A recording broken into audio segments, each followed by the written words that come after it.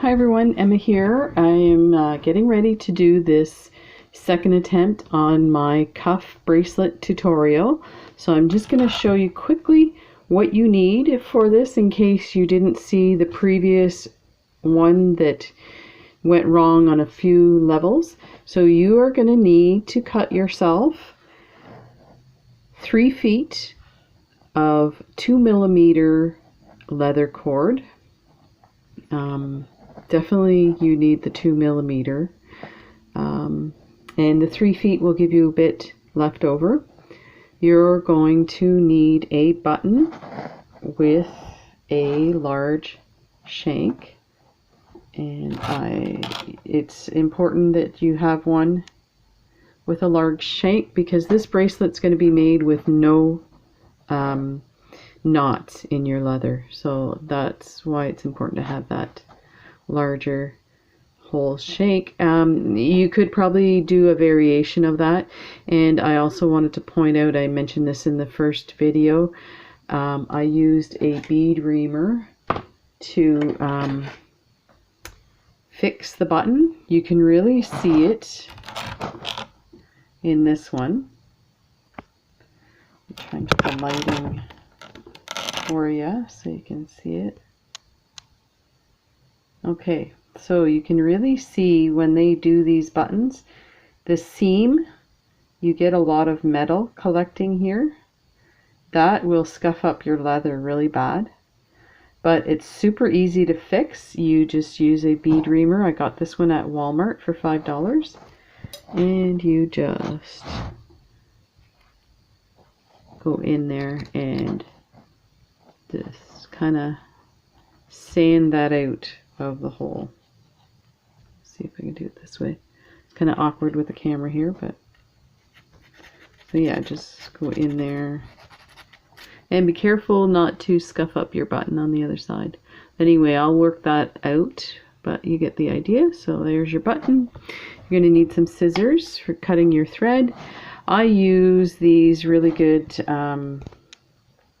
nippers to cut my leather to get a really nice edge, as well as one side of this, because we're going to weave it through here that already has leather in it. It's a little tight, so we're going to cut this on an angle like this, and these nippers do a great job of that, so you're able to cut it on an angle. So that's why I use my nippers. Then you're going to need your thread, and I use the Coats & Clark upholstery thread. It's a heavy duty thread, and it is 100% nylon, and it works the best. This is the best color match that I could find because this is made for upholstery, of course, and not often you find an orange couch, so that's why they have very basic colors in this, but it's amazing. It will not break. It's lovely to use, and it holds up really well. It doesn't fray over time, so that's the best one to use for that. And so I did have some dual duty that I used in the previous video, and this is polyester. You can kind of see it's linty. I don't like it. It was tangling a lot. It's super soft. I would go with this instead. So I'm back to my old standard. And you need some beeswax or some type of wax to condition your thread, and all that does is it gets the twist out of it so that it doesn't knot up. So there's that. And you're going to need some wax cord or some S-Lon cord. You can use your thread. We are going to do something like this, where you're going to tie off your leather. It's going to be hidden for the most part, so it doesn't really matter the color or whatever. That's going to be on your wrist. You're not going to see it. So we'll have some of that. This is just regular waxed 1mm cord. Then we need your check glass tile square beads, and these are vintage ones that I've had for about 10 years now. They're kind of a tortoise shell. I haven't seen them lately, so I'm guessing they don't make them anymore. I have a pile of them, thank goodness. I bought a few to begin with and fell in love with them, so I reordered them. So I do have enough for a few bracelets. Anyway, and they have the Picasso finish. They are gorgeous. Let me see if I can show you the beautiful finish on these guys. They're beautiful. And you need 22 of those. And this is all for a 7.5 or 6.5 inch wrist. So the measurements, I would add a 1/2 inch for each. The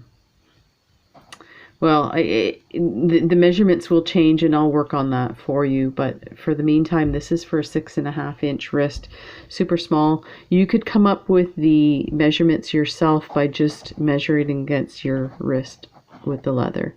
Then you're going to need some 6/0 seed beads. These again are check glass beads, and these are a Picasso turquoise one, and they are beautiful. And again, I haven't seen these in a while. This style, they are stunning, and I did manage to, well, actually this is, I think, all I have left of these guys, but it goes a long way. So there you go. There's your supplies. You're going to need a size, I believe this is a size 12 beading needle. It ranges between an 11 and a 12. I think this is a 12. The reason I say 12 because the holes on these tiles are super small. You will need a tiny needle to go through it, and it's a beading needle. You're doing multiple passes through this, especially if you have to add to your thread. You're going to have to add, go through it a few more times. And if you don't have a small needle, it will break these corners right off. So there you go. That's what you need. I'm going to get everything set up and I'll show you how to make this gorgeous bracelet. And let's see if I can get this in focus here. There. Be right back. Okay, I am going to put, I didn't do my button yet. Let me see here if I can do this and show you. So I'm being careful not to scuff up the back of my button. If you do, don't freak out. It's not that big a deal. You're not going to see it. So, but I definitely got rid of some of that metal on the side. Yeah, that is a huge piece gone. I'm going to go to the other side, see if I can get rid of that as well. But yeah, so you see what happens is your tool ends up scuffing up this part. Not a big deal. You could probably take a piece of steel wool and buff that out a bit. So I'm going to go and see if there's any sharp edges on the top piece of the shank. And this also works if your buttonhole is not big enough for your leather. So that looks pretty good. Just double check that. Okay. So this is what I mean by, I've got a piece of steel wool here. So it's kind of, it's scuffed up. Just take your steel wool and smooth it out a bit.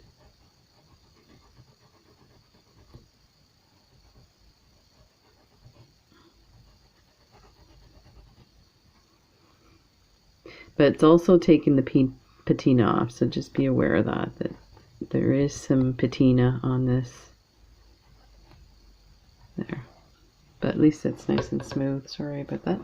Okay, so let's put the button on. So what we need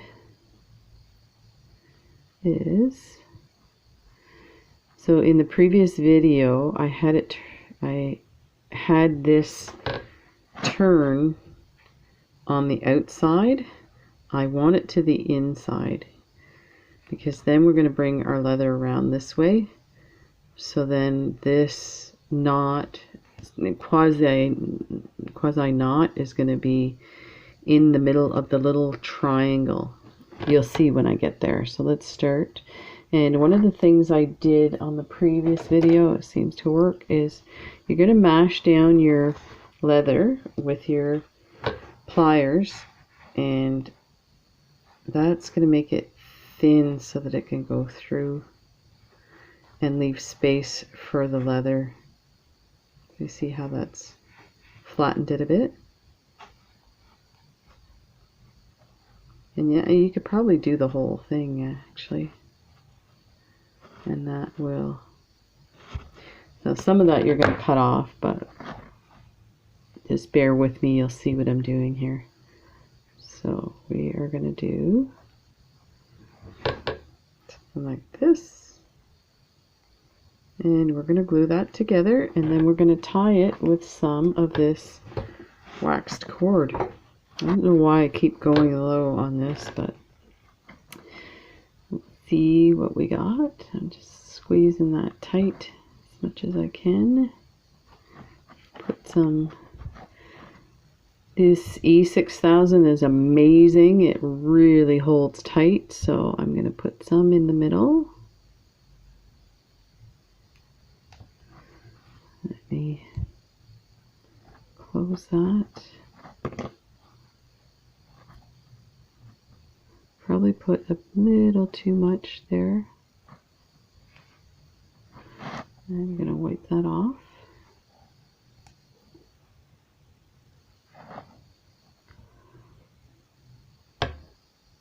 Where is my toothpick? I wouldn't worry too much about that because it will peel off. So I'm going to put my thread there with it, and I'm going to start twisting at the top. So I didn't wipe the glue off because I kind of wanted it to be attached to the thread as well. So we're gonna clean it up and make sure, so that's good.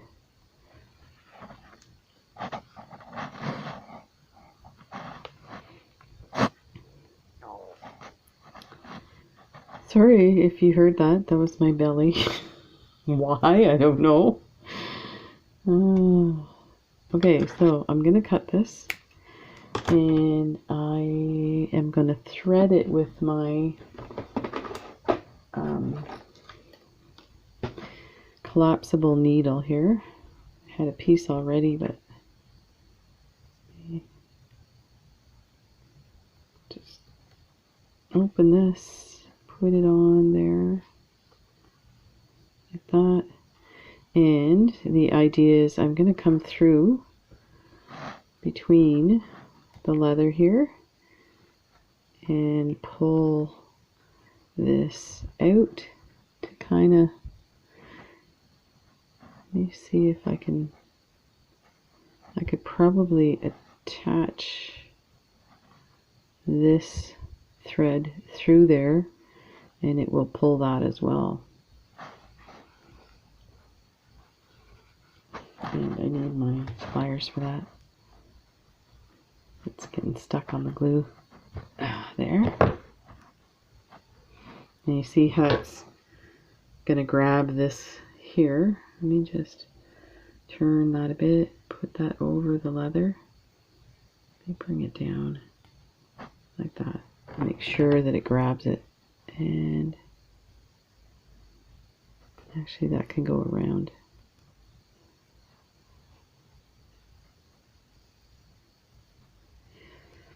I should have left it the other way.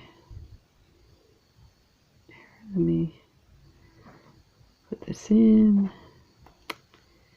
Oi.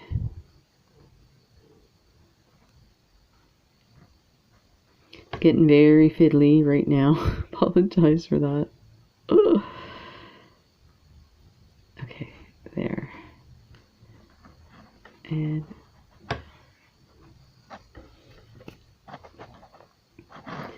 So again, you're not going to see this. I'm going to clean this up a bit. I want that down a little more. So I'm working with the camera in front of me, so I apologize. It's amazing how you start getting sneaky and pulling things to the side so you can work on them better.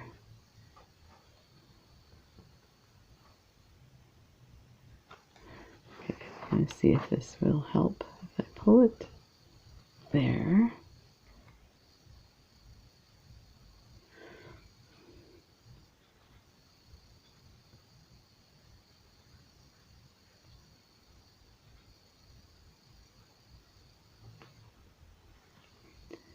And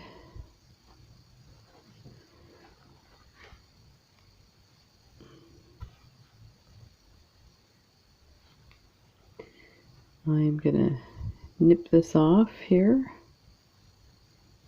this little tail.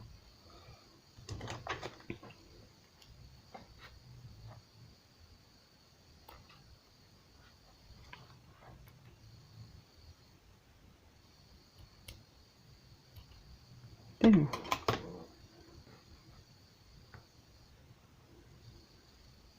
Okay, now I can peel this off. Just try and get some of that off of my fingers. And we can clip this.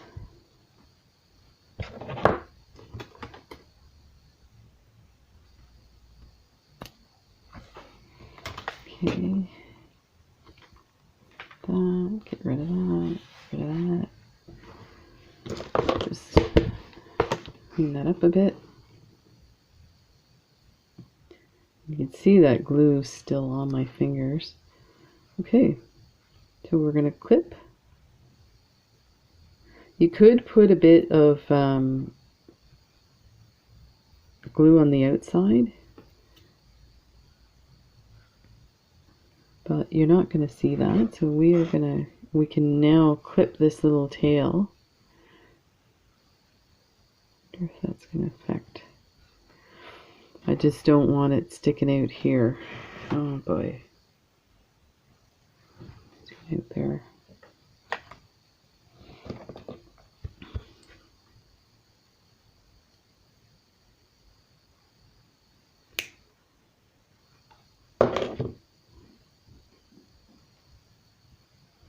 There. But I can't see it. Okay, now what we're going to do is so this is going to be in the middle. We're going to start our tile beads here. So we're going to loop, make our loop going like this. So we have to come in through the bottom and try and keep it so that it doesn't twist, because you want your leather to lay flat when you're done, but you see how it wants to turn because it was on a spool. So you could just actually, I'm going to, before I put it in, just do this and it flattens it and gets that kink out of it. There, that's better. So now just pop that in, and you're going to bring it to the length that you need, which is, I believe, I'm going to test it on my wrist. So it's a 6.5. So that's a bit long. Let's take it in a bit.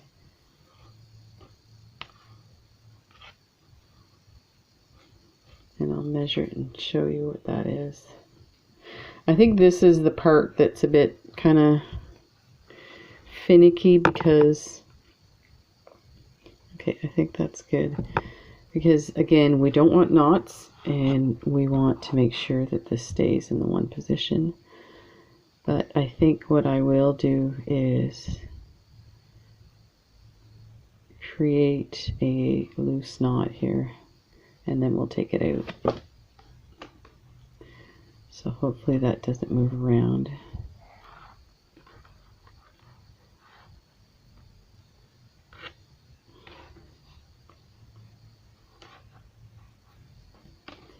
and this way. So there, I just put a loose knot. Double check, triple check, quadruple check. So that should do it. I think I might just there. Okay, now you're ready to go. I'm gonna try and straighten this a bit. And we're gonna attach our square tiles down the middle till we get to the closure. So I am putting mine on a board, and I don't know if you can see this. So this is just a lid to a box, and I use this one for videotaping because it's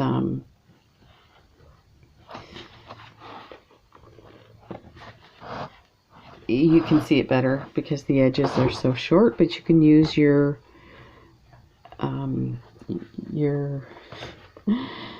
bracelet, your bead board. Sorry, just got too much going on at once here, and I'm trying to think the best way to clip this. Normally what I do is I take one of these pieces of string and attach it. So let's do that actually. Makes it easier. But I'll pause that and do that, and I'll show you how to get started. Okay, so I have the first button in, or first bead in there. Let me just explain what I did. So I tied a loose knot on this side and put it through the bead, brought the bead over top, and then the needle underneath and through the same hole and brought it out on this side. I took a collapsible needle, and the tail that had the knot in it, I took it and I put it through the bead hole and brought it through and pulled it tight. So you can see there is no knot at all there. So you can leave this and weave it through a bit and then add a bit of GS Hypo glue, and that will hold that knot tail in there and it'll never come out.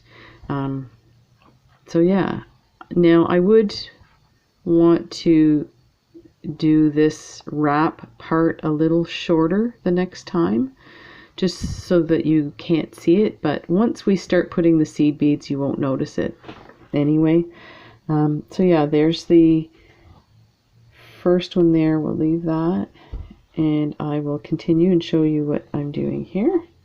So now we're on the left hand side underneath the leather.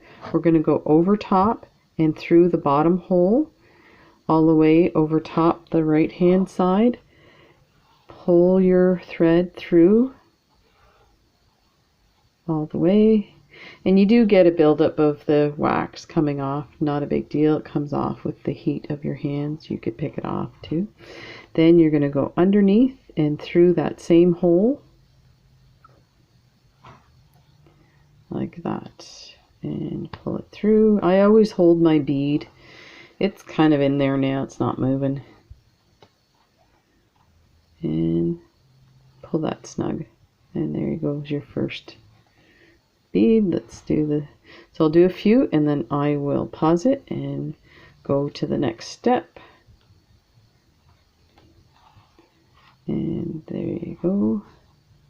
I added more thread this time so that I wouldn't have to do a thread change. Just a hint, these tile beads, the holes are super small, and doing thread changes with them is a bit tricky because every time you go through that hole with thread on it and a needle, it's going to be tougher and tougher, and you risk breaking the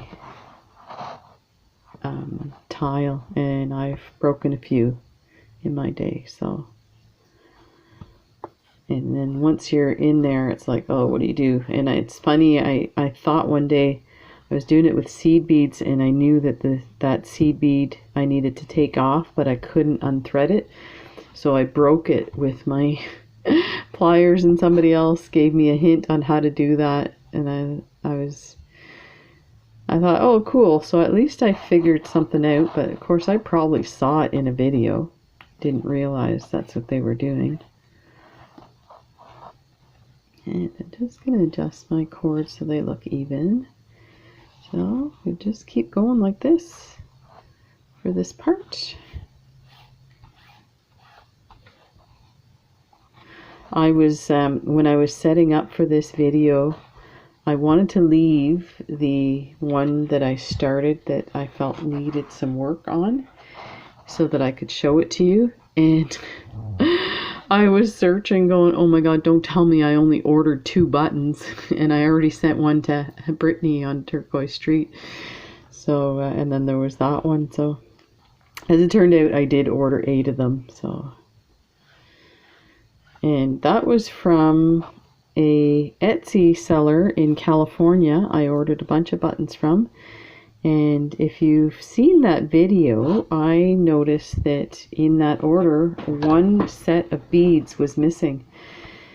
And when I sent the seller a message, they asked for the invoice, and I kind of felt, the impression I got, I kind of felt like they thought I was lying or something. And maybe I was just reading into it, but I was really kind of annoyed and frustrated because, you know, it's a risk for me to order stuff from the States anyway, because there's the dollar exchange, so things are expensive for us here in Canada when we're buying abroad, and the shipping and lots of things like that. And then to have an order that you place and you're basically, well, you're out of luck. Somebody decides or makes a mistake and doesn't send you everything. So I never heard from them. So about a week after I sent the initial copy of my invoice, they responded with an apology and said it was in the mail. And I just, again, it's like, you know what, I will never order from a US Etsy seller again, just for that reason. There's no way to recuperate your money. And you know, there's another reason too that's not entirely that person's fault, is I had some issues with Etsy themselves. Oh, I forgot to do my second hole. I had placed an order for some charms, and I had just placed the order, and then I went to AliExpress and saw the same thing for like 1/10 of the price. So I went back, and like clearly the person hadn't responded yet to the order placement, so it wasn't like the order was in the mail or anything. And I told them, I said, please cancel that order, I found it cheaper somewhere else. And they were like, sorry, I can't cancel it, has nothing to do with me, it's Etsy.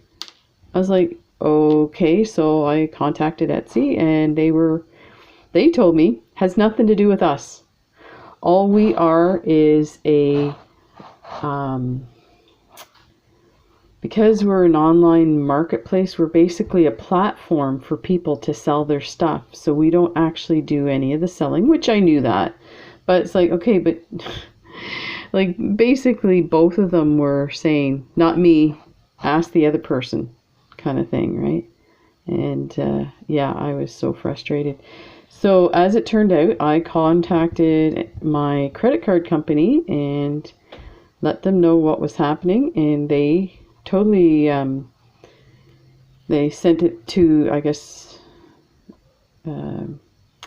it's not fraud. Whatever they did, they issued me my credit on my credit card for those. There was actually 3 orders, and they were in the hundreds of dollars. So it wasn't like, you know, a couple of dollars or anything. So I was really frustrated. And then like within the 24 hours, a few of them, actually the sellers did issue, what they had to do was, instead of canceling the order, they issue you a credit. I know what it was. So here is what happened. it charged me in American funds, and these were all Canadian sellers. And I have my account set up for Canadian funds only. So it charged me in American funds. So it charged a lot more than what it was worth, or what the original price was saying. And so then when they issued the credit, it only issued for the Canadian price. It didn't issue the amount that I was overcharged in American funds. So that's when and they basically said, sorry, there's nothing we could do about it. I'm like, okay, I haven't received anything, but I'm paying money on an exchange for items I never received. That makes no sense. And they were like, well, it has nothing to do with us. It's the currency exchange at the time that you placed the order, and on like this. I'm like, you gotta be kidding me. So my credit card company was awesome. They were like, yeah, no, that's just doesn't make any sense at all. Like, we'll go ahead and remove these for you. And then I actually Etsy sent me probably an automatic letter saying, we know that you had a problem. Can you give us kind of like a survey of how your issue was resolved to your liking? Like, are you serious? So I sent them a polite but scathing email back and said, basically, I will never shop. And if you take a look at my account, you see that I've been shopping for 15 years on Etsy in fairly large amounts. So you've just lost a customer all over. No fault of mine, and shouldn't have been any fault of yours. It should have been easily corrected. But the big issue I had was the customer service. Somebody saying to me that it has nothing to do with them, they're not responsible. That to me, and they tried to say it was somebody who was in training, and I remember talking to the person, and when they said that, I said, that is not an acceptable business practice to say it's not your fault or that I'm in training or whatever. Let me talk to somebody who can, give me a definitive answer. Saying I don't know is not an answer. This is supposed to be customer service. Sorry if I'm ranting. So anyway, it's interesting. I got that replacement buttons today, and they sent me the wrong buttons as the replacement. So I'm like, ugh. Things like that really get me irritated and anxious, and I try to, deal with it when I can and understand that I am going to have some anxiety around issues like that. And then once I get it somewhat resolved, just move on. Just try and forget about it, move on. And if it's not resolved, then accept that it will not be resolved and move on. Because you know what? My sanity and mental health is worth a lot more than, say, $5 of something that was missing in an order kind of thing. So just gotta deal with it and move on. So that's how I cope. I have a few kind of things on the go right now that's in that vein. One of which is the FedEx charge of $80 on a shipwreck beads order, which the only reason I bring it up is my second shipwreck bead order arrived, but I didn't get it because it's being held at the post office till I go and pay another duty charge. This time I made sure they sent it through the post office and not FedEx. But I have a feeling that once you get tagged from a certain company, because this has happened to me before, where certain companies I get hit with taxes all the time. So sadly, I love shipwreck beads, and so far they've been great, but I just can't afford to be paying huge, you know, $50 in some type of fee through FedEx on top of tax and a service fee. No, can't do it. Can't do it.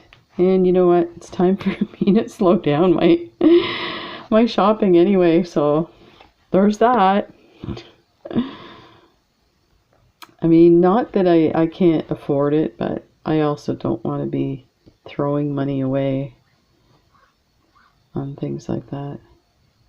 So, okay, so this is doing pretty good. I'm going to go ahead and finish up with these beads. I counted 22 beads, so when I get to 20, I'm going to take it off and test it on my wrist, and then we'll add the seed beads, and then it'll be just about done.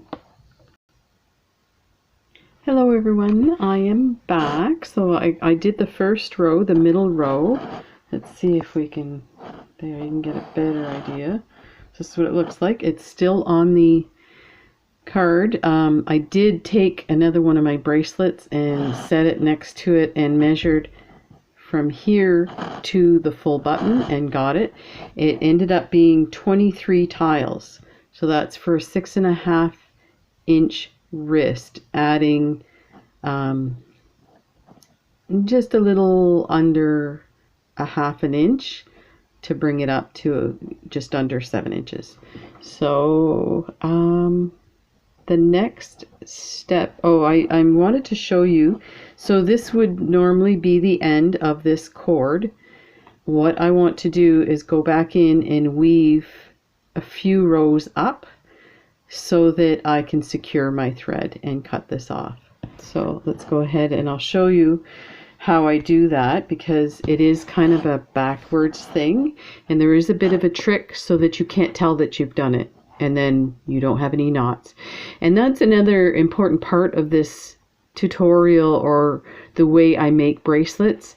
I don't want like a bundle of knots under my button when it comes to the leather, and I don't want you to be able to see any knots anywhere on the thread. So now you will notice, to turn this around, the basic idea is I'm going to end up threading so that it follows the same path the other thread did.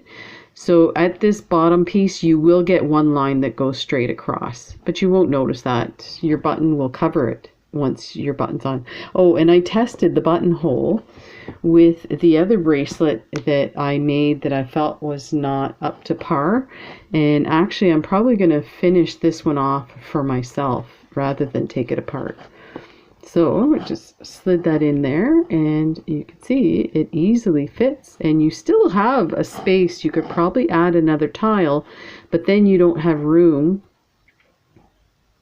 Actually you might, but it would pull on that final tile all the time. So let me see if I loosen this a bit, because we still have the opportunity to add a tile. Now's the time to add the extra tile.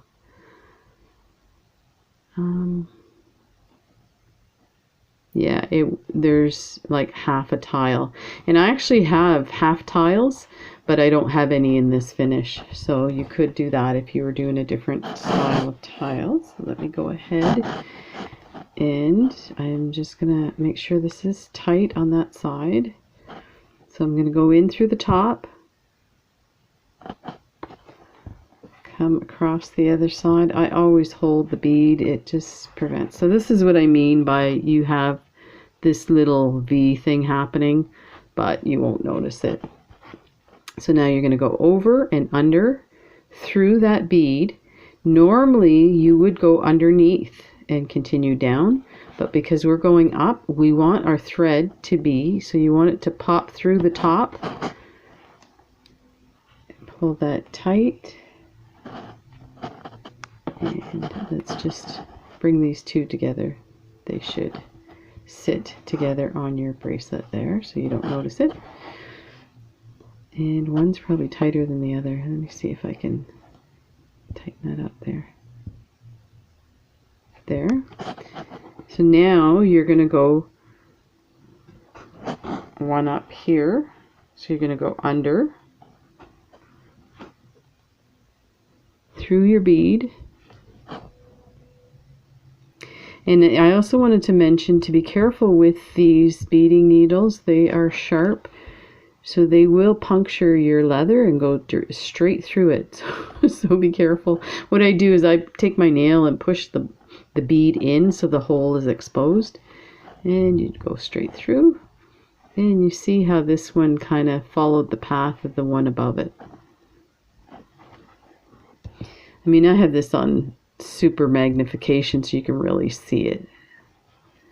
See the two threads, but if you're looking at a distance, even standing next to somebody, you won't notice it. So just pull those guys so they're sitting next to each other. And we'll go one more. I like to keep the end of my thread underneath, and that way if it does unravel, you won't see it. It'll be at the back, but it won't unravel. We're going to put some GS Hypo, and so now I just leave these thread ends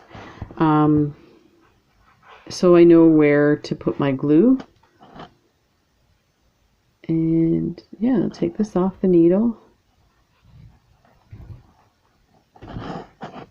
Careful with your loose needles.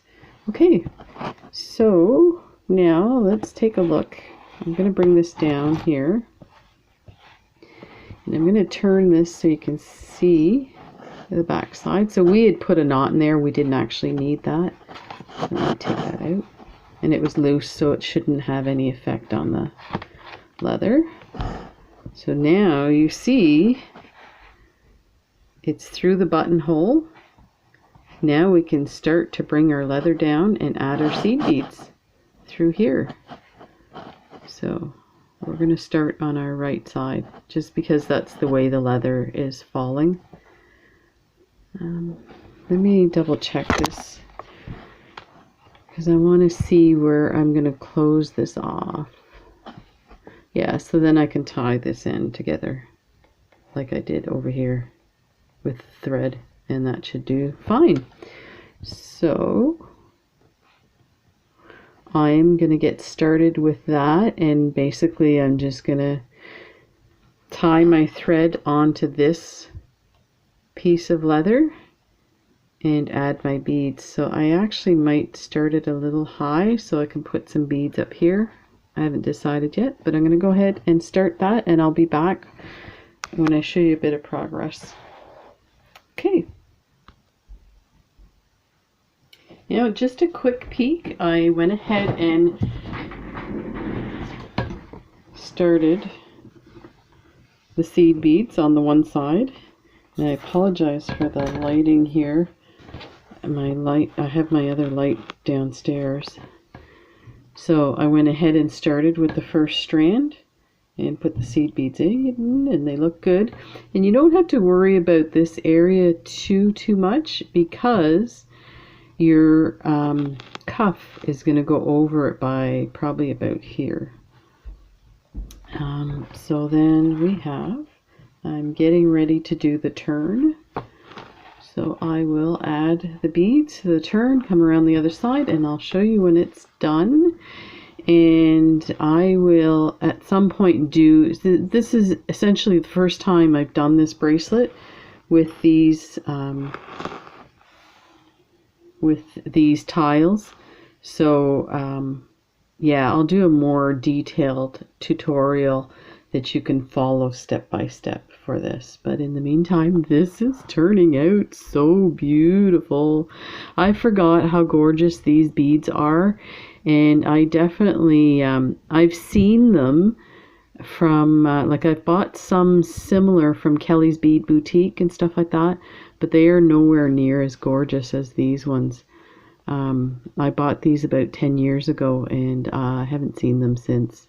They are incredible. They almost look ceramic. They're so gorgeous with the Picasso on it. Just beautiful, beautiful, beautiful.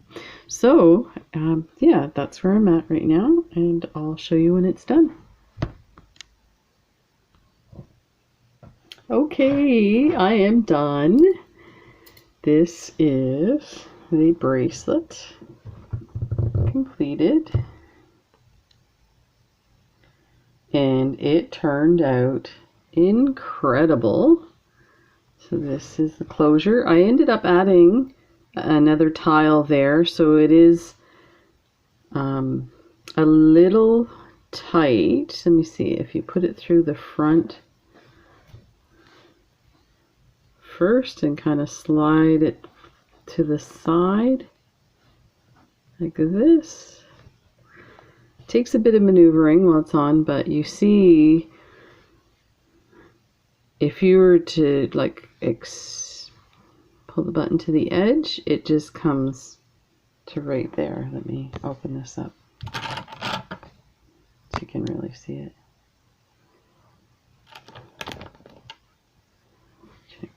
There we go. So yeah, you can see it's just right there. So if I hadn't added this tile, you would have a large opening. So that's why I did it that way. But this turned out absolutely beautiful. Beautiful, beautiful, beautiful. So yeah, the more I worked with these beads, I realized they are probably vintage. I have not seen them since. I'll have to do a search and see if I can find some of them. But that is the beautiful cuff bracelet. So let me show you a few things. So we'll start with this since we're here. So I added that one there and wove my thread through, so you can kind of see it's a bit, there's a few threads there, but at least you know this is not going to come apart.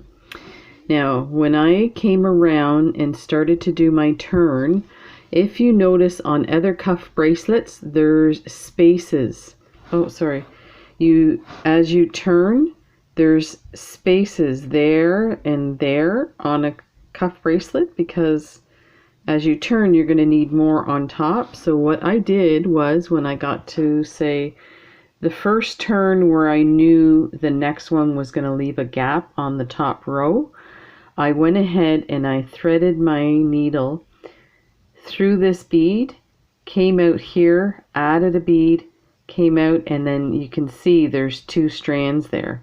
So I came into this bead twice, and then I added my regular 2, then I did a set of 2, and then I did a set of 2, but I pushed that one over so that when I came back around, I added a second bead there. So I only had to add a second bead on each side to close that gap, and it worked really well. So there was that, and let me show you the back side. So this we started, let me see here,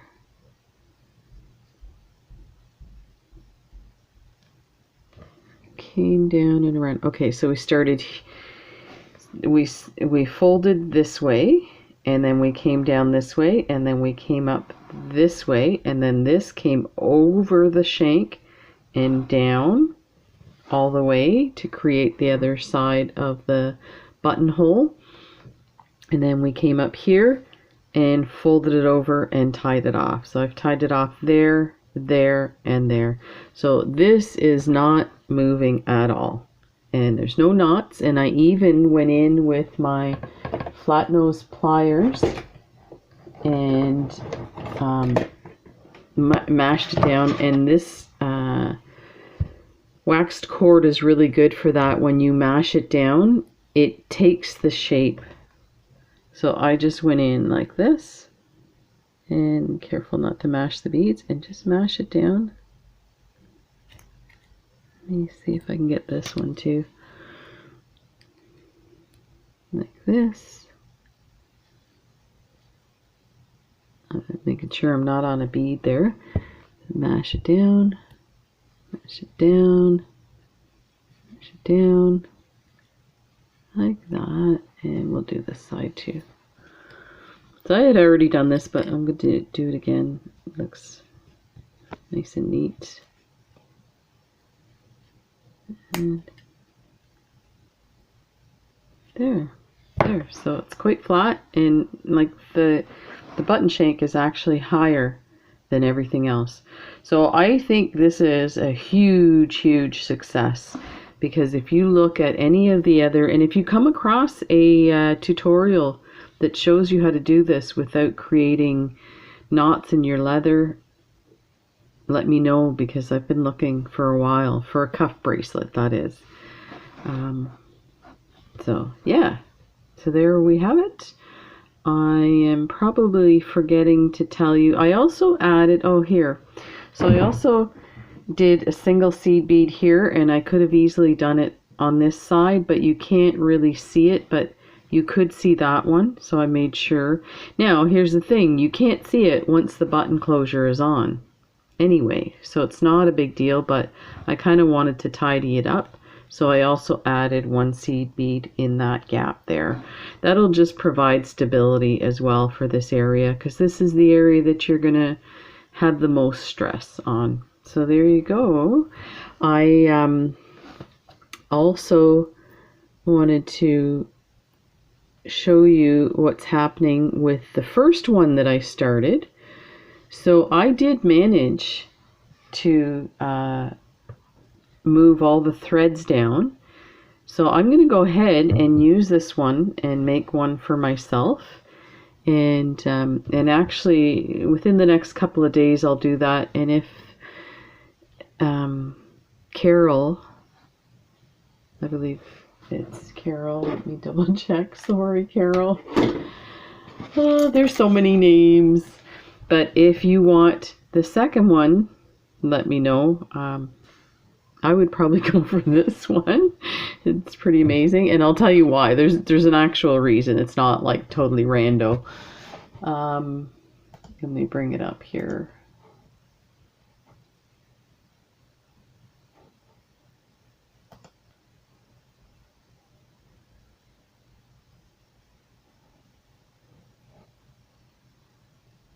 Carol, yeah, it's Carol from the UK.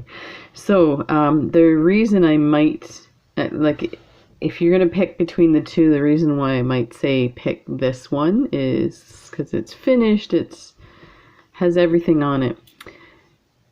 This is what's left of my seed beads, my vintage seed beads. And let's see if I can get a better look at them. They're so pretty. I counted how many I used in this bracelet, and I don't have enough for the second bracelet to make this. So the option is to do a single row of these colors. So it would, your bracelet would be, it wouldn't necessarily, I wouldn't consider it a cuff bracelet. It would be more like just a regular bracelet. Let me see. So something like that. Yeah, it needs the 2 rows. So here's the other option. I went and fished out my collection of Picasso vintage beads, and I have these 2 as well. And let's see if I can kind of, so this one is very like a green turquoise. So this one would definitely not match these guys. Let me see if I can. It's really hard to show you here. So these are quite green. They don't look as different on the screen, but trust me, they are. So I think those are out completely. I was even checking some of my old bracelets that I might want to take apart. Then I have these, and these are supposed to be the same, but they're from a different batch. So they are slightly, here, let me try it that way. They're slightly lighter in color in the blue. And if you notice, the patina on them has like almost like a luster on it compared to the others. And I may be like so picky. So here's my thought. I might take the two of them and mix them all up together. You'll never notice the difference. And actually, let's try it with a couple. Let's put about 10 there. And you know what I use as a judge sometimes is I'll do a mix like this, and then I'll say, okay, try and pick out the different ones. If you can't pick out the different ones, nobody will ever notice that they're different. And honestly, looking at them now, I can't see any difference. So that's awesome. So I will make the other bracelet the same way. And yeah, that'll be super cool. There should be enough. I'm just going to throw those in there. So yeah, they look the same now to me. That's, talk about obsessive. I put those in different bins because I thought they were different colors. And it was just that they were from different batches. So I ended up, I'm going to just go over the numbers here. So you need a 3 feet of leather, and let me show you what was left from this bracelet. This is what was left that I clipped off. So 3 feet will give you exactly, I might suggest you make sure you have more left at the end, but there you go. 3 feet is the measurement for a 6.5 inch wrist and a 7 inch. Let's measure what it is exactly. And we're right near the end of the hour mark here for this video, so I want to kind of rush through so I don't get cut off, but I do want to show you what's going on. So there, we are right at the 8 inch mark. So you consider there's about a about 1 3/4 inch for the button, which kind of makes up for it in the closure. So actually I would go from the closure. So let's see. Yeah, it's 1 inch from the closure. So you end up with a 7 inch. And there is a, let me see if I can show you on my wrist, because mine is 6.5. This is the looseness. That's a little looser than. So there. So it is comfortable, but it's perfect. Just like that. So there you go. There is, so like I said, it's 8 inches long for a 7 inch bracelet, for 6.5 inch wrist, 3 feet of cord, leather cord, and we use 26 tile beads and 210 seed beads, and your button, thread, that kind of thing, and the cord to wrap it. So there you go. That's what you need, and that is this lovely cuff bracelet. So thank you everyone for being so patient with me, and I assure you I will be making more of these lovely bracelets, and I will definitely do a really clean tutorial where you could actually turn it on with all your supplies and follow step by step. So there you go. Thanks again, and I hope you liked this, Carol. I made it special for you. Take care everyone, and I'll see you in the next video.